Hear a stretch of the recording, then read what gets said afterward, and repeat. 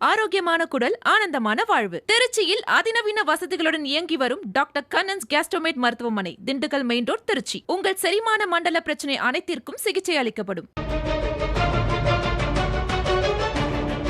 புதுச்சேரிக்கு புறப்பட்டிருக்கிறார் அதிமுக பொதுச் செயலர் எடப்பாடி பழனிசாமி.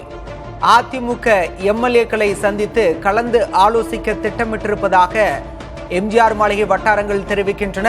அடுத்தடுத்த அதிரடி நடவடிக்கைகளால் அரசியல் களம் அதிர்ந்திருக்கிறது.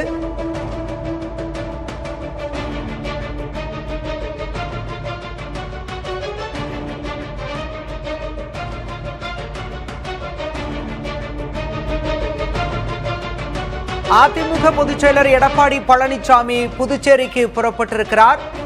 அதிமுக எம்எல்ஏக்களை சந்தித்து கலந்து ஆலோசிக்க திட்டமிட்டிருப்பதாக தகவல் வெளியாகியிருக்கிறது. அடுத்தடுத்த அதிரடி நடவடிக்கைகள் அரங்கேறி வருகின்றன. அடுத்தடுத்த அதிரடி நடவடிக்கைகள் அரங்கேறி வரக்கூடிய சூழலில் அதிமுக பொதுச் செயலர் எடப்பாடி பழனிசாமி புதுச்சேரி நோக்கி புறப்பட்டிருக்கிறார். அதிமுக எம்எல்ஏக்களை சந்தித்து கலந்து ஆலோசிக்க எடப்பாடி பழனிசாமி திட்டமிட்டிருப்பதாக தகவல் வெளியாகியிருக்கிறது.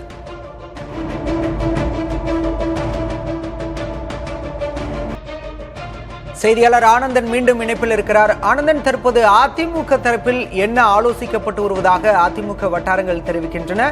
எதற்காக எடப்பாடி பழனிசாமி புதுச்சேரி புறப்பட்டிருக்கிறார்?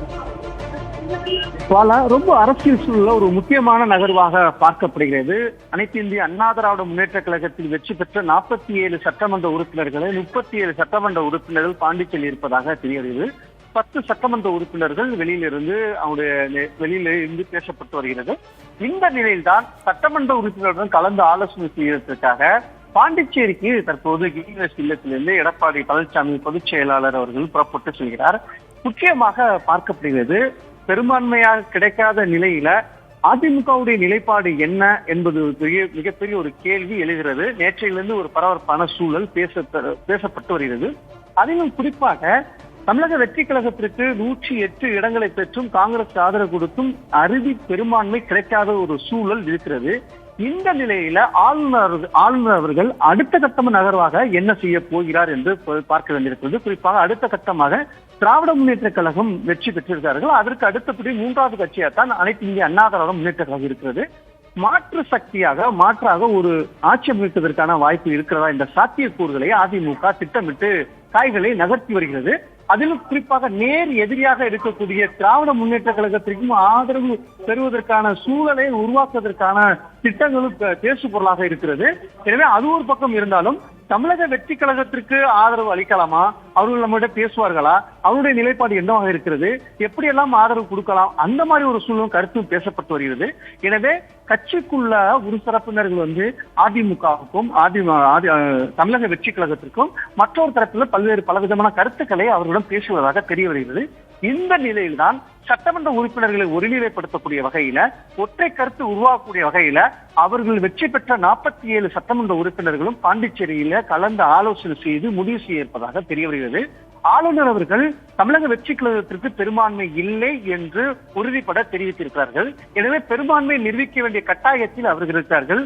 சட்டமன்றத்தில், அதாவது ஒருவேளை முதல்வராக அறுதி பெரும்பான்மை இல்லாத பட்சத்திலும் விஜய் அவர்களுக்கு பதவி பிரமாணம் செய்து வச்சு மீண்டும் அவர்கள் சட்டமன்றத்துல அந்த மெஜாரிட்டியை காட்ட வேண்டும்.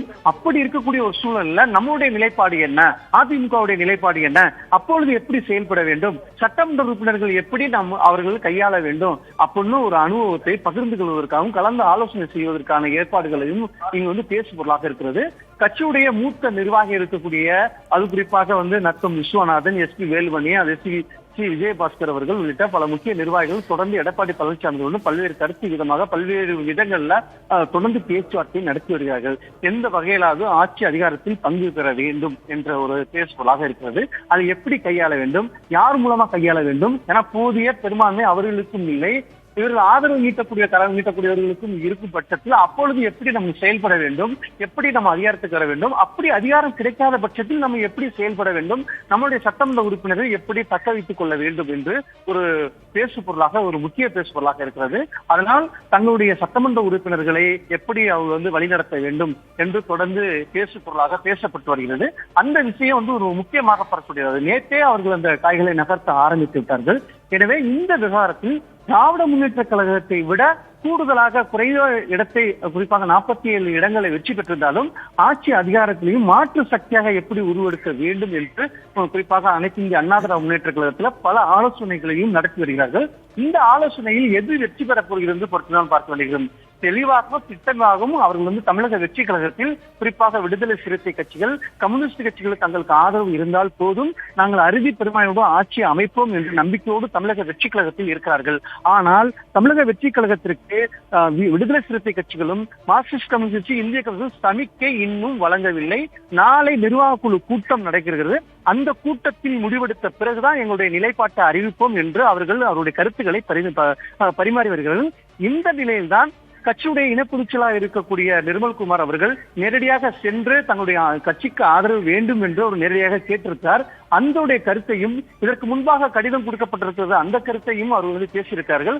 முக்கியமாக இன்று பேசக்கூடிய பொருளாக குறிப்பாக தமிழக திராவிட முன்னேற்ற கழகம் சார்பாக இதற்கு முன்பாக நேற்றிரவு செய்தி பரபரப்பாக பேசப்பட்டு வருகிறது. அனைத்து இந்திய அண்ணா திராவிட முன்னேற்ற கழகம், திராவிட முன்னேற்ற கழகம் ஒரு கூட்டணியில் திட்டமிடாது என்று பேசுபொருளாக இருக்கிறது.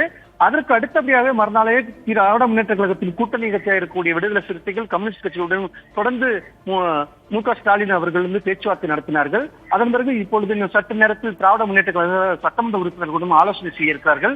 இது ஒரு புறம் இருந்தாலும் தற்போது அனைத்து இந்திய அண்ணா திராவிட முன்னேற்ற கழகத்தில் தொடர்ந்து ஆளுநர் மாளிகையில் நேரம் கேட்கப்பட்டதாக நமக்கு தகவல் தெரிய வருகிறது. காவல்துறை சார்பாக தெரிய வருகிறது.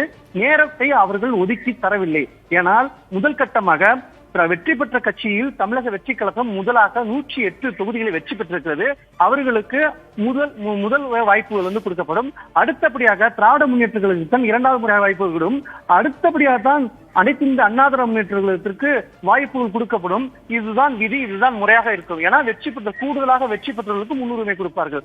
அந்த வகையில அப்படி பார்த்தாலுமே மூன்றாவது இடத்தில் இருக்கக்கூடிய அனைத்து இந்திய அண்ணா திராவிட முன்னேற்ற கழகம் யாருக்கு சமிக்கை, அதாவது யாருக்கு ஆதரவு கொடுக்க போகிறது, யாருடைய கட்சியில பங்களிப்பை கொடுக்க இருக்கிறது என்றெல்லாம் மிகப்பெரிய ஒரு எதிர்பார்ப்பு இருக்கிறது. ஒவ்வொரு கட்சியும் ஒவ்வொரு வியூகங்களை வகுத்து வருகிறார்கள். எந்த வியூகம் வெற்றி பெறப் போகிறது பொறுத்து தான் பார்க்க வேண்டியிருக்கிறது. அதிகமாக திராவிட முன்னேற்ற கழகம், குறிப்பாக தமிழகத்தில் தமிழக வெற்றி கழகம் 108 தொகுதிகளை வெற்றி பெற்று தனிப்பெரும் கட்சியாக உருவெடுத்திருக்கிறது. அந்த வெற்றியை குறுகிய கட்சி, அதாவது குறிப்பிட்ட கட்சியுடைய ஆதரவு பெற்று ஆட்சி அமைக்குமா, இல்லை அந்த கட்சிக்கு ஆதரவு அளிக்காமல் திராவிட முன்னேற்ற கழக நிலைப்பாட்டிலே அந்த கூட்டணி கட்சிகள் இருந்தால் மாற்று என்ன நடக்கும் என்று மிகப்பெரிய ஒரு கேள்வி எழுந்திருக்கிறது. அந்த கேள்விக்கு விடை தரக்கூடிய இடத்துல அனைத்து இந்திய அண்ணா திராவிட முன்னேற்ற கழகம் இருக்குமா என்று ஒரு முக்கியமாக பார்க்கப்படுகிறது. எனவே இப்படிப்பட்ட அரசியல் சூழல்ல தங்களுடைய சட்டமன்ற உறுப்பினர்களை மற்ற கட்சிக்கோ மற்ற யாரும் இழுத்துவிடக் கூடாது என்பதற்காக பாண்டிச்சேரியில் ஒரு ரெஸ்டாரண்டில் தற்போது தங்க வைக்கப்பட்டிருக்கிறார்கள். அங்கு தற்போது வரை ஒரு 37 சட்டமன்ற உறுப்பினர்கள் தங்க வைக்கப்பட்டிருக்கிறார்கள். 10 சட்டமன்ற உறுப்பினர்கள் எடப்பாடி பழனிசாமி அவருடன் தற்போது சென்று கொண்டிருக்கிறார்கள். முக்கிய ஆலோசனை செய்ய இருக்கிறார்கள். கட்சியுடைய மூத்த நிர்வாகிகள் இருக்கக்கூடிய முனுசாமி அவர்கள், நத்த விஸ்வநாதன் அவர்கள் தற்போது பாண்டிச்சேரிக்கு புறப்பட்டு சென்றிருக்கிறார்கள் எடப்பாடி பழனிசாமியுடன். அவர்கள் என்ன மாதிரியா ஆலோசனை செய்ய இருக்கிறார்கள், அவருடைய நிலைப்பாடு என்ன அப்படின்னு கூட்டம் முடிஞ்ச பிறகுதான் நமக்கு தெரிய வரும். ஒவ்வொரு கட்சியும் ஒவ்வொரு கூட்டத்தை திட்டமிட்டிருக்கிறார்கள். திராவிட முன்னேற்ற கழகம் சட்டமன்ற உறுப்பினர்களை கூட்டி ஒரு என்ன முடிவெடுக்கலாம் எந்த விஷயத்தில் என்று கலந்து ஆலோசனை செய்ய திட்டமிட்டிருக்கிறார்கள். இன்று நாளை திராவிட முன்னேற்ற கழகத்தின் கூட்டணியில் இருந்த விடுதலை சிறுத்தை கட்சிகள், மார்க்சிஸ்ட் கம்யூனிஸ்ட் கட்சி, இந்திய கம்யூனிஸ்ட் கட்சி அப்படியே அவர்கள் திட்டமிட்டிருக்கிறார்கள். எனவே ஒவ்வொரு கட்சியும் ஒரு வியூகங்களை வகுத்து வருகிறார்கள். யாருடைய வியூகம் வெற்றி பெறப் போகிறது என்று பொறுத்து பார்க்க வேண்டியிருக்கிறது. பாலா, ஆனந்தன், அதிமுக எம்எல்ஏக்கள் அதிருப்தியின் காரணமாக தான் ரெசார்ட்டில் தங்க வைக்கப்பட்டிருக்கின்றன. ஒருவேளை அதிருப்தியில் இருக்கக்கூடியவர்களை தாவேக தன் பக்கம் இழுக்கும் முயற்சியில் ஈடுபட்டிருக்கிறதா? இதன் காரணமாக தான் எடப்பாடி பழனிசாமி அங்க போகிறாரா? என்ன நடக்கிறது அதிமுகவிற்குள்? அதிமுகவை பொறுத்தவரை தொடக்கத்தில் குறைந்த அளவிலே சட்டமன்ற உறுப்பினர்களை நாம் வெற்றி பெற்றிருக்கிறோம். எனவே இந்த சூழல்ல என்ன செய்வது என்று செய்வதறியாமல் அவர்கள் தொடக்கத்தில் இருந்தார்கள். எனவே ஒவ்வொரு கட்சியும் பெரும்பான்மை நிரூபிக்க வேண்டிய ஒரு சூழல்ல தங்களுடைய சட்டமன்ற உறுப்பினர்கள் பாதுகாக்க வேண்டிய ஒரு சூழல் அவர்களுக்கு ஏற்பட்டிருக்கிறது. எளிதாக தங்களுடைய சட்டமன்ற உறுப்பினர்களை மற்றவர்கள் கைப்பற்றி விடுவார்கள் என்ற ஒரு எண்ணத்தில் சூழலில் அந்த சட்டமன்ற உறுப்பினர்கள் குறிப்பாக ஒரு சிலர்கள் திராவிட முன்னேற்ற ஒரு சிலர்கள் குறிப்பாக தமிழக வெற்றி கழகத்திற்கு ஆதரவு தெரிவிக்கலாம் என்று கருத்துக்களை பேசு பொருளாக இருந்தது அனைத்து இந்திய அண்ணா திராவிட முன்னேற்ற கழகத்திலே. எனவே ஒவ்வொருவரும் ஒவ்வொரு சில கருத்துக்களை பரிமாறக்கூடிய ஒரு சூழல் அங்கு ஏற்பட்டது. எனவே அவர்களை ஒருநிலைப்படுத்தவும் ஒரே ஒற்றை கோரிக்கை ஒற்றை பொருளாக கொண்டு வருவதும் அந்த கட்சியுடைய பொதுச் செயலாளருடைய விஷயங்களை முன்னிறுத்தவும் அது அப்படிப்பட்ட கருத்துக்களை கொண்டு வருவதற்காக அந்த கட்சியின் சார்பாகவே சி.வி. சண்முகம் தலைமையில் தற்போது பாண்டிச்சேரியில் ஒரு ரெஸ்டாரண்டில் வைக்கப்பட்டிருக்கிறாங்க. அப்படிப்பட்ட ஒரு சூழல் தான் அங்கு ஏற்பட்டிருக்கிறது.